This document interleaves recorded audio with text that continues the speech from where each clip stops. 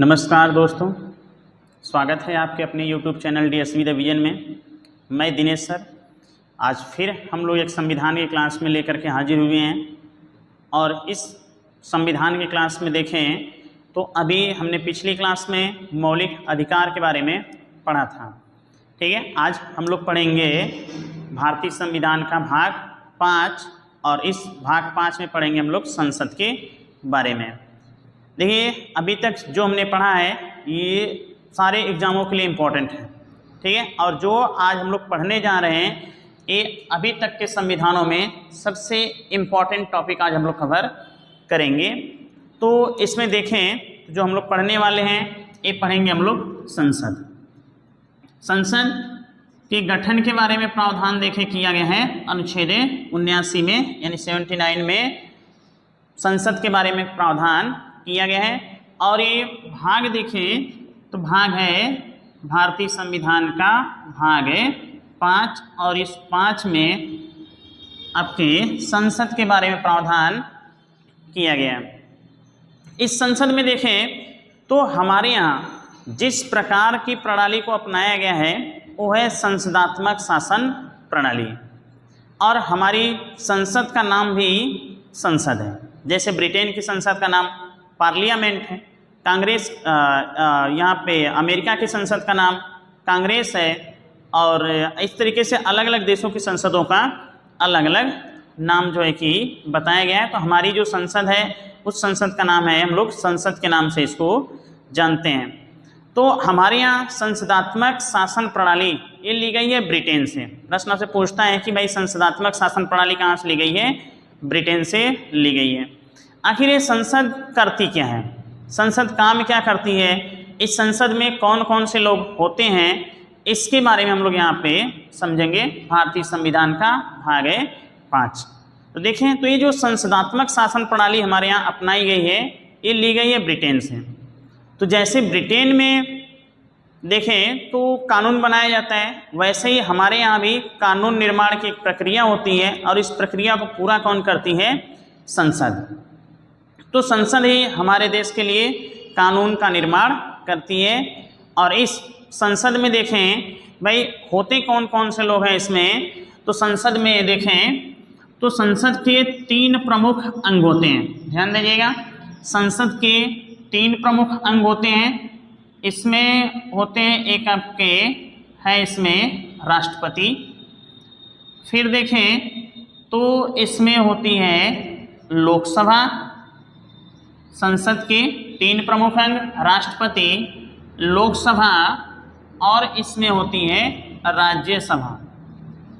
तो ये संसद के 3 प्रमुख अंग होते हैं। इसमें एक है आपका राष्ट्रपति है, फिर देखें लोकसभा है और फिर देखें तो कौन है इसमें? राज्यसभा है। हमारे यहाँ कोई भी नियम कानून जो भी बनता है पूरे देश के लिए ये बनाने का काम कौन करता है? संसद करता है, यह संसद के द्वारा ही किया जाता है।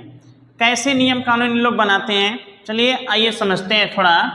तो देखिए, अगर मान लेते हैं हमारे यहाँ किसी भी विधेयक पर या किसी भी विधि पर कानून बनाना है या किसी भी विषय पर कानून बनाना है तो कौन बनाएगी? संसद। ये देखिए प्रस्ताव हमारे यहाँ या तो लोकसभा से उठेगा या तो राज्यसभा से उठेगा। अगर हम ये मान लें कि किसी भी विषय पर कानून बनाना है, ठीक है, किसी भी विषय पर कानून बनाना है तो अगर ये प्रस्ताव कहाँ से उठा? राज्यसभा से उठा ये विषय, तो यहाँ से राज्यसभा से पास होने के बाद ये किसके पास आ जाता है? ये आ जाता है लोकसभा के पास। अभी आ गया प्रस्ताव, विषय आपका कहाँ पे आ गया? लोकसभा के पास आ गया। और जब ये लोकसभा से पास हो जाता है तब किसके पास आएगा? राष्ट्रपति के पास ही आएगा। ठीक है, यानी अब ये विधि कहाँ पे आ गई आपकी? ये प्रस्ताव आपका आ गया राष्ट्रपति के पास। और राष्ट्रपति क्या करेगा? जैसे ही अपनी उस पर अनुमति प्रदान कर देगा, ध्यान दीजिएगा, जैसे ही राष्ट्रपति क्या करेगा? अपनी अनुमति प्रस्ताव पारित कर देगा कि नहीं ऐसा कानून बनना चाहिए, हस्ताक्षर उसने किया, वह क्या बन जाएगा? आपका कानून बन जाएगा, वह आपका एक्ट बन जाएगा, वह आपका अधिनियम बन जाएगा। तो हमारे यहाँ जो नियम बनाने का काम है, ये देखिए यही संसद के 3 प्रमुख अंग राष्ट्रपति, लोकसभा और राज्यसभा मिल करके क्या करते हैं, इन लोग किसी भी विषय पर कानून बनाते हैं और बना करके क्या करेंगे, दे देंगे और देश में इसको लागू कर दिया जाएगा। ठीक है। या तो देखिए प्रस्ताव, ध्यान दीजिएगा, प्रस्ताव राज्यसभा से उठा तो किसके पास आएगा, लोकसभा के पास आएगा, और लोकसभा से पास हुआ तो किसके पास आया, राष्ट्रपति के पास आया, और राष्ट्रपति ने जैसे ही अपनी अनुमति प्रदान कर दिया, यह क्या बन जाएगा, अधिनियम बन जाएगा, एक्ट बन जाएगा। ठीक है। यह प्रस्ताव जरूरी नहीं कि राज्यसभा से ही उठे, यह प्रस्ताव आपका लोकसभा से भी उठ सकता है। तो देख लेते हैं, अगर देखिए लोकसभा से उठा तो किसके पास आएगा, पहले राज्यसभा के पास आएगा, और राज्यसभा से अगर पास हुआ फिर किसके पास आएगा, राष्ट्रपति के पास आएगा, और राष्ट्रपति जैसे ही अपनी अनुमति प्रदान करेगा वह क्या बन जाएगा, एक्ट बन जाएगा, अधिनियम बन जाएगा। ठीक है, कानून का निर्माण कर लिया जाएगा। तो हमारे यहाँ जो नियम कानून बनाने का प्रावधान किया गया है, विधि बनाने का प्रावधान किया गया है, वो कौन बनाती है, संसद बनाती है। ठीक है, देश के लिए कानून का निर्माण करना संसद का प्रमुख कार्य ही होता है। और भी देखिए संसद क्या कार्य करती है, एक तो कानून निर्माण का काम ही करती है, दूसरा देखें तो इसका और भी काम होता है हमारे यहाँ संसद का कि ये राष्ट्रपति का निर्वाचन भी करती है। भाई संसद हमारे यहाँ राष्ट्रपति का निर्वाचन भी करती है। ठीक है, यही संसद अभी हम लोग पढ़ेंगे आगे चल करके, तो देखेंगे कि राष्ट्रपति का निर्वाचन कैसे किया जाता है। फिर देखें और क्या काम करती है, भाई उपराष्ट्रपति का भी निर्वाचन करती है, यानी उपराष्ट्रपति का भी निर्वाचन संसद के द्वारा किया जाता है। तो राष्ट्रपति का निर्वाचन संसद करती है, उपराष्ट्रपति का निर्वाचन संसद करती है। ठीक है, और काम देखें तो और काम क्या काम करती है, तो ये देखें तो संविधान संशोधन भी करती है। भाई संसद के द्वारा ही संविधान संशोधन भी किया जाता है। संविधान में अगर संशोधन करना हो गया तो कौन करता है हमारे यहाँ, तो संविधान में संशोधन करना हो गया तो किसके द्वारा किया जाएगा, राष्ट्रपति के द्वारा ही किया जाएगा। ठीक है, यानी इस संसद के 3 प्रमुख अंग होते हैं, ध्यान दीजिएगा, एक है राष्ट्रपति, एक है लोकसभा और एक है राज्यसभा। तो जब हम लोग संसद को पढ़ते हैं तो इस संसद में सबसे पहले हम लोग पढ़ेंगे राष्ट्रपति के बारे में। ठीक है, जब हम लोग संसद पढ़ते हैं सबसे पहले किसके बारे में पढ़ेंगे, तो हम लोग पढ़ेंगे राष्ट्रपति के बारे में। तो चलिए स्टार्ट करते हैं।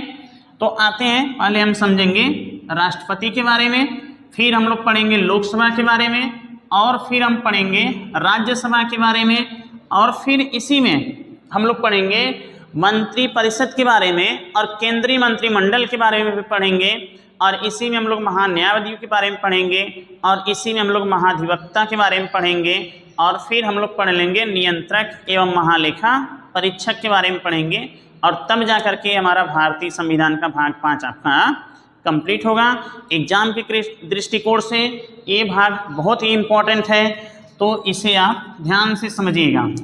ठीक है, अगर किसी को कहीं पे ना समझ में आए तो आप हमें उसमें कमेंट करके अब बता दीजिएगा, एक बार हम फिर से उसको समझाने का प्रयास करेंगे। तो फिलहाल आप क्लास में बने रहिए, पूरा वीडियो देखिए, 100% आपको समझ में आएगा ही आएगा। ठीक है, चलिए आगे बढ़ते हैं हम लोग। तो आते हैं, तो हमने देखा कि इस संसद के 3 प्रमुख अंग होते हैं, एक होती है आपके राष्ट्रपति होती है, एक लोकसभा होती है और एक राज्यसभा होती है। तो सबसे पहले हम बात करने वाले हैं राष्ट्रपति के बारे में। ठीक है, तो हम ये समझेंगे यहाँ पे कि भाई ये जो राष्ट्रपति है ये क्या करता है। देखिए राष्ट्रपति संसद का अंग है, ध्यान दीजिएगा कि राष्ट्रपति संसद का अंग तो है, लेकिन राष्ट्रपति संसद का सदस्य नहीं है। ध्यान दीजिएगा, राष्ट्रपति संसद का अंग तो है लेकिन संसद का सदस्य नहीं होता है। तो हमारे यहाँ देखें तो हमारे यहाँ संसदीय शासन प्रणाली को अपनाया गया, और इस संसदीय शासन प्रणाली में भाई ब्रिटेन से लिया गया है। तो जैसा भारत का राष्ट्रपति ब्रिटेन के सम्राट के समान होता है, ध्यान दीजिएगा, भारत का राष्ट्रपति ब्रिटेन के सम्राट के समान होता है। जैसे ब्रिटेन में सम्राट वहाँ का औपचारिक प्रमुख होता है, वैसे ही भारत में भी भारत का राष्ट्रपति राष्ट्र का औपचारिक प्रमुख होता है, अध्यक्ष होता है। ठीक है, अगर लेकिन ये देखिए समानता है तो वहाँ पे ब्रिटेन के सम्राट और भारत के राष्ट्रपति में विभिन्नता भी देखने को मिलती है। विभिन्नता क्या है, तो कह सकते हैं कि जिस तरीके से ब्रिटेन के सम्राट का पद वंशानुगत होता है, लेकिन वही भारत में राष्ट्रपति का पद वंशानुगत नहीं होता है, यहाँ पर निर्वाचन कराया जाता है। जैसे अब देखें तो देखिए कार्यपालिका का प्रमुख कहते हैं कि राष्ट्रपति है, लेकिन इसकी वास्तविक शक्तियों का जो इस्तेमाल करता है वो प्रधानमंत्री और उसका मंत्री परिषद करता है या उसके अधीनस्थ अधिकारी करते हैं। ठीक है, तो पहले हम ये समझेंगे कि भारत का कौन व्यक्ति होगा जो राष्ट्रपति बनेगा, कहाँ पे इसके बारे में प्रावधान किया गया है। तो चलिए तो देखें, तो भारतीय संविधान का भाग है 5, भारतीय संविधान का भाग 5 और अनुच्छेद 52, भारतीय संविधान का भाग 5 और अनुच्छेद 52 से लेकर के 78 तक संघीय कार्यपालिका के बारे में प्रावधान किया गया है। भारतीय संविधान का अनुच्छेद भाग 5 और अनुच्छेद 52 से लेकर के 78 तक संघीय कार्यपालिका के बारे में प्रावधान किया गया है, इसे ध्यान दीजिएगा। अनुच्छेद भी बड़ा इम्पोर्टेंट है। ठीक है, और वही हम देखें तो भारतीय संविधान का अनुच्छेद 52 आपको बताता है कि भारत का एक राष्ट्रपति होगा। भाई भारतीय संविधान का अनुच्छेद 52 बताता है कि भारत का एक राष्ट्रपति होगा, और वही अनुच्छेद 53 बताता है आपको कि भारत की जो भारत का राष्ट्रपति होगा वो संघीय कार्यपालिका का प्रमुख होता है। ठीक है, तो चलिए इसमें हम लोग समझते हैं, थोड़ा हम लोग डायग्राम से इसमें पढ़ेंगे और एक एक पॉइंट समझने का प्रयास करेंगे कि कौन व्यक्ति होगा वो राष्ट्रपति बनेगा। तो सबसे पहले बात करेंगे हम राष्ट्रपति की योग्यता के बारे में। यानी अगर कोई व्यक्ति, ध्यान दीजिएगा, देखिए ये हम लोग इसी डायग्राम से हम लोग राष्ट्रपति भी पढ़ने वाले हैं, हम लोग उपराष्ट्रपति भी पढ़ेंगे, हम लोग मंत्रिपरिषद भी पढ़ेंगे, हम लोग जब आगे बढ़ेंगे अन्य पदाधिकारी तो उनके बारे में भी बात करेंगे। और ऐसे ही डायग्राम से हम लोग लोकसभा, राज्यसभा, विधानसभा, विधान परिषद, इन सबको एक ही डायग्राम से पढ़ाने का प्रयास आपको करेंगे। तो क्लास बहुत शानदार होने वाली है, आप इसे ज़बरदस्त तरीके से देखिए। ठीक है, और पसंद आए तो एक लाइक और चैनल को सब्सक्राइब और अपने मित्र बंधुओं तक इसे शेयर जरूर करते रहिएगा। ठीक है, चलिए आगे देखते हैं। तो सबसे पहले हम देखेंगे कि भाई अगर कोई व्यक्ति राष्ट्रपति बनना चाह रहा है तो उसकी क्या योग्यता होनी चाहिए। तो सबसे पहले हम इसकी योग्यता देखेंगे। अब ध्यान दीजिएगा, अगर वो योग्यता रखता है तो उसके बाद क्या किया जाएगा, उसका किया जाएगा निर्वाचन। यानी उसका क्या होगा, निर्वाचन। तो निर्वाचन के लिए क्या करेगा, वो फॉर्म भरेगा। अब देखिए निर्वाचन के लिए फॉर्म भरेगा, पहले योग्यता फिर निर्वाचन। अगर उसका निर्वाचन होगा तो उसके निर्वाचन के लिए बाकायदे इसका होता है एक निर्वाचक मंडल। यानी यहाँ पे हम पढ़ते हैं एक निर्वाचक मंडल के बारे में। ठीक है, अब जब निर्वाचक मंडल में उसमें हम ये देखेंगे भाई इसके निर्वाचक मंडल में जब चुनाव होता है तो कौन कौन से लोग इसमें भाग लेते हैं, ये देखेंगे। अब जैसे ही चुनाव इसका हो जाएगा, जो भी व्यक्ति जीतेगा चुनाव में वो क्या करेगा, वो अब यहाँ पे शपथ ग्रहण करेगा। ठीक है, तो यानी हम देखेंगे यहाँ पे राष्ट्रपति की शपथ ग्रहण करने के बारे में क्या प्रावधान संविधान में किया गया है, इसके बारे में। और जैसे ही वो शपथ ग्रहण कर लेगा, यहाँ पे अब राष्ट्रपति को मिल जाएगा कुछ कार्य, अधिकार और इन्हें मिल जाती हैं कुछ शक्तियाँ। तो यहाँ पे हम लोग पढ़ेंगे राष्ट्रपति के कार्य, अधिकार और उनकी शक्तियों के बारे में।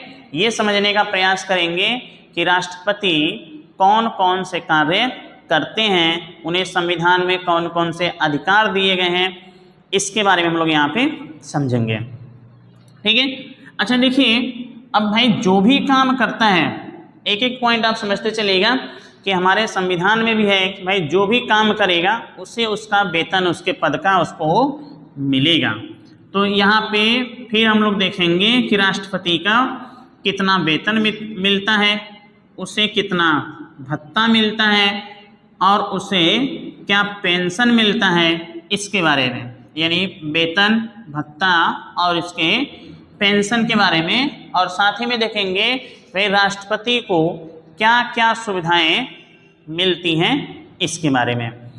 अच्छा ये देख लेंगे हम लोग, जब वेतन, भत्ता, पेंशन देख लेंगे तो ये देखेंगे कि राष्ट्रपति का कार्यकाल कितने सालों का होता है, या हम ये समझेंगे कि राष्ट्रपति की पदावधि कितने सालों की होती है। तो यहाँ पे हम समझेंगे उसकी पदावधि के बारे में, या ये समझेंगे कि राष्ट्रपति का कार्यकाल कितने वर्षों का होता है, वो कब तक अपने पद पर बना रहेगा, ये समझेंगे। और फिर देखेंगे एक अन्य और टॉपिक यहाँ पे हमें मिलेगा, भाई अगर राष्ट्रपति ने कुछ गलत किया या संविधान का अतिक्रमण किया तो उसे किस प्रकार से हटाया जाता है। तो इसे हटाए जाने की एक प्रक्रिया होती है जिसे क्या बोला जाता है, महाभियोग की प्रक्रिया। तो इस तरीके से उसे क्या कर दिया जाएगा, हटाया भी जाएगा। तो इस प्रक्रिया के बारे में भी हम लोग डिटेल से यहाँ पे चर्चा करेंगे। ठीक है, यानी देखिए एकदम सिंपल सा फॉर्मेट है, इस सब के लिए रहता है। बस अगर यहाँ पे राष्ट्रपति है तभी हम राष्ट्रपति के बारे में पढ़ रहे हैं, यहीं पे उपराष्ट्रपति आ जाएगा, भाई उपराष्ट्रपति बनने के लिए क्या योग्यता होनी चाहिए, कैसे उसका निर्वाचन किया जाएगा, कौन कौन से उसके निर्वाचक मंडल में शामिल होते हैं, फिर देखेंगे कौन उन्हें शपथ ग्रहण करवाता है, और फिर देख लेंगे कौन कैसे कार्य करता है, क्या कार्य अधिकार और उसको शक्तियाँ मिलती हैं, फिर उसके वेतन, भत्ते, पेंशन के बारे में कर लेंगे, और फिर उसका कार्यकाल देख लेंगे, और फिर देख लेंगे यहाँ पे उसको किस तरीके से हटाया जाता है ये। और एक और टॉपिक आपका बनेगा यहाँ पे, और एक हम लोग देख लेते हैं, भाई राष्ट्रपति हैं तो इनको क्या विशेषाधिकार मिला हुआ है, इसके बारे में हम लोग यहाँ पे देख लेंगे। और फिर उसके बाद देखेंगे कि राष्ट्रपति कौन क्रम से बना था, इसको देखेंगे, कौन सा राष्ट्रपति कब बना, उसकी क्या विशेषता थी, उसका क्या कार्यकाल था, उसके समय में क्या कार्य किए गए थे, ये सब भी बड़े इंपॉर्टेंट होते हैं। ठीक है, तब हम लोग जा करके राष्ट्रपति कंप्लीट होगा। तो अगर यहाँ पे देखें तो हम लोग क्या पढ़ रहे हैं, राष्ट्रपति। तो इसमें सबसे पहले हम देखेंगे कि राष्ट्रपति बनने के लिए क्या योग्यता होना चाहिए। अगर भाई कोई भी व्यक्ति राष्ट्रपति बनना चाह रहा है तो पहले किस प्रकार से राष्ट्रपति बनेगा, उसके लिए क्या योग्यता होनी चाहिए। चलिए तो एक एक करके यहाँ पे हम लोग समझने का प्रयास करते हैं। ठीक है, यानी यहाँ पे हम समझेंगे पहले कि राष्ट्रपति बनने के लिए उसके, ये देखिए ये डायग्राम आप बड़े अच्छे से इसको तैयार कर लीजिएगा। चलिए एक एक करके हम लोग यहाँ पे देखना शुरू करेंगे। अच्छा इसमें देख ले थोड़ा सा राष्ट्रपति के कार्य, अधिकार, शक्तियों में। तो यहाँ पे देखें तो इसे दो प्रकार से शक्तियाँ मिली हुई हैं। एक देखेंगे तो एक शक्ति है राष्ट्रपति की शांतिकालीन शक्ति,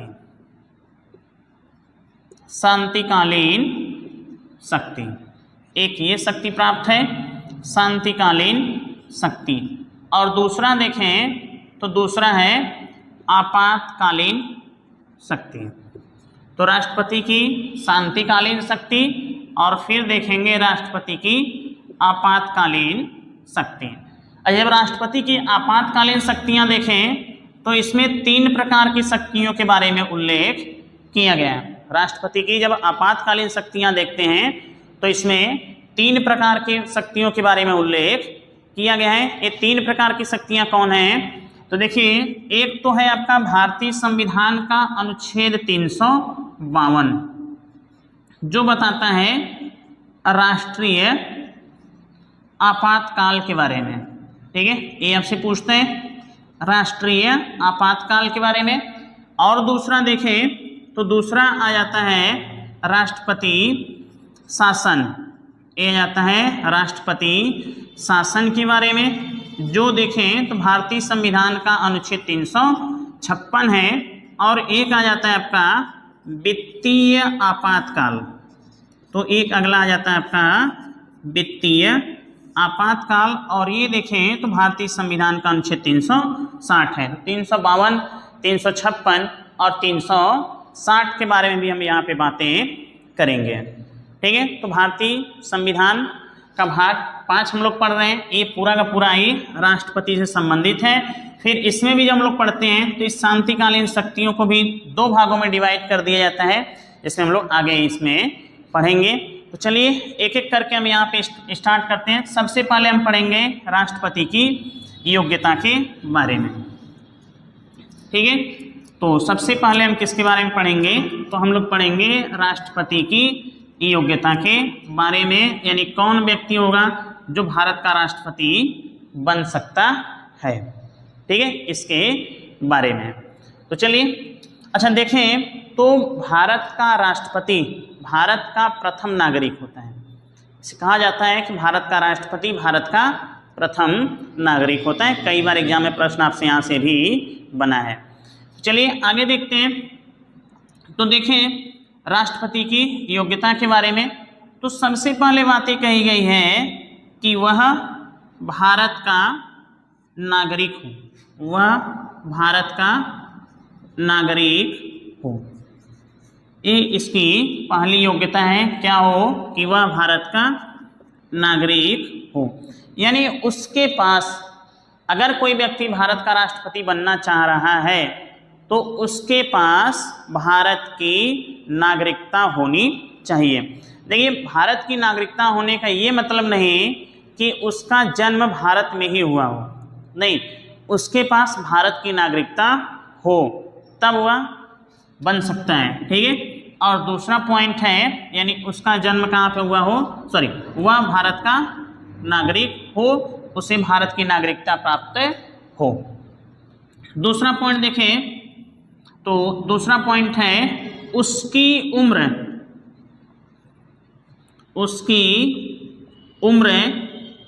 कम से कम 35 वर्ष, कम से कम 35 वर्ष पूर्ण कर चुका हो। यानी उसकी उम्र कितनी होनी चाहिए, कम से कम कितनी होनी चाहिए, 35 वर्ष वह पूर्ण कर चुका हो। ध्यान दीजिए, कम से कम कितना पूर्ण कर चुका हो, 35 वर्ष वह पूर्ण कर चुका हो। ठीक है, यानी अच्छा, अधिक से अधिक कितना होनी चाहिए, तो अधिक से अधिक चाहे जितना रहे कोई भी दिक्कत नहीं है। ठीक है, लेकिन कम से कम उसकी उम्र कितनी होनी चाहिए, 35 वर्ष होनी चाहिए। अगला पॉइंट देखें तो यानी वह भारत का नागरिक हो। दूसरा हो गया उसकी उम्र कम से कम 35 वर्ष होनी चाहिए। और देखें क्या है, तो 35 वर्ष उम्र पूर्ण कर चुका हो। फिर देखें भाई वह किसी लाभ के पद पर न हो, किसी लाभ के पद पर न हो, किसी लाभ के पद पर न हो। और देखें, अच्छा, किसी लाभ के पद पर न हो, यानी जो भी व्यक्ति लाभ के पद पर होगा उसे राष्ट्रपति नहीं बनने का अधिकार है। ठीक है, फिर देखें किसी लाभ के पद पर न हो। अच्छा, आगे देखें तो दिया है भाई वह पागल व दिवालिया न हो, पागल व दिवालिया न हो। इसका क्या मतलब है, देखिए पागल का मतलब कि भाई उसकी मानसिक स्थिति ठीक ठाक हो, खराब न हो।